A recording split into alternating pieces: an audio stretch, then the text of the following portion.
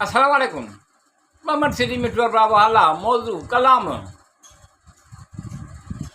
वाह कंहिं ख़ूब चयो आहे तजसस ऐं हसरत जी मिलियल जुड़ियल कैफ़ियत में पढ़ंदो आहे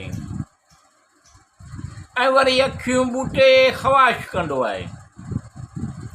वाह कंहिं ख़ूब चयो आहे तजसस ऐं हसरत जी मिलियल जुड़ियल कैफ़ियत में पढ़ंदो आहे ऐं वरी अखियूं ॿूटे ख़वाश कंदो आहे। नसुर नज़म पढ़ंदे दिलि खे छुहण जहिड़ी तहरीर, नसुर नज़म पढ़ंदे दिलि खे छुहण जहिड़ी तहरीर उन जे इंतिख़ाब खां तमामु घणो मुतासिर थींदो आहे। वाह कंहिं ख़ूब चयो आहे तजसस ऐं हसरत जी मिलियल जुड़ियल कैफ़ियत में पढ़ंदो आहे ऐं वरी अखियूं ॿूटे ख़वाश कंदो आहे।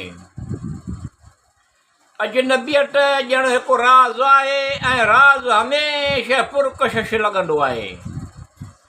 अजनबियत ॼण हिकु राज़ आहे ऐं राज़ हमेशह पुरकशिश लॻंदो आहे। इल्मु ऐं तजसस जे प्यासनि खे ख़ुशी मिलंदी आहे। वाह कंहिं ख़ूब चयो आहे तजसस ऐं हसरत जी मिलियल जुड़ियल कैफ़ियत में पढ़ंदो आहे ऐं वरी अखियूं ॿूटे ख़वाश कंदो आहे। दिलि जी हसरत ज़बान ते अचण लॻी ज़िंदगी मुस्कुराइण लॻी आहे। दिलि जी हसरत ज़बान ते अचण लॻी ज़िंदगी मुस्कुराइण लॻी आहे। उन जे नाले सां कशिश थी वेंदी आहे। वाह कंहिं ख़ूब चयो आहे तजसस ऐं हसरत जी मिलियल जुड़ियल कैफ़ियत में पढ़ंदो आहे ऐं वरी अखियूं ॿूटे ख़वाश कंदो आहे। कुझु उन जे मिलण जी हसरत केतिरी उमेद सां उन चयो, कुझु उन जी मिलण जी हसरत केतिरी उमेद सां उन चयो। कुझु माण्हुनि जो इंतिख़ाब तमामु घणो ख़ूबसूरत हूंदो आहे।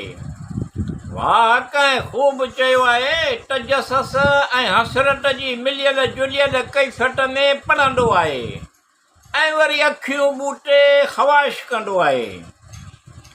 ॼण इंसान जी फितरत आहे त जेका शइ लाहासिल आहे, ॼण इंसान जी फितरत आहे त जेका शइ लाहासिल आहे उनखे हासिल करण लाइ कोशिशि कंदो आहे।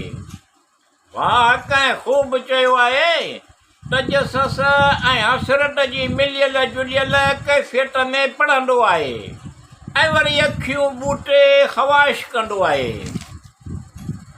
कंहिंखे मुकमल ॼाणण लाइ तजसस में चैन आहे, पर जॾहिं कंहिंखे मुकमल ॼाणण लाइ तजसस में चैन आहे, पर जॾहिं मुकमल ॼाणी वठंदो आहे त तजसस ख़तमु थी वेंदो आहे या लुत्फ़ अंदोज़ थींदो आहे। वाह कंहिं ख़ूब चयो आहे तजसस ऐं हसरत जी मिलियल जुड़ियल कैफ़ियत में पढ़ंदो आहे ऐं वरी अखियूं ॿूटे ख़वाश कंदो आहे।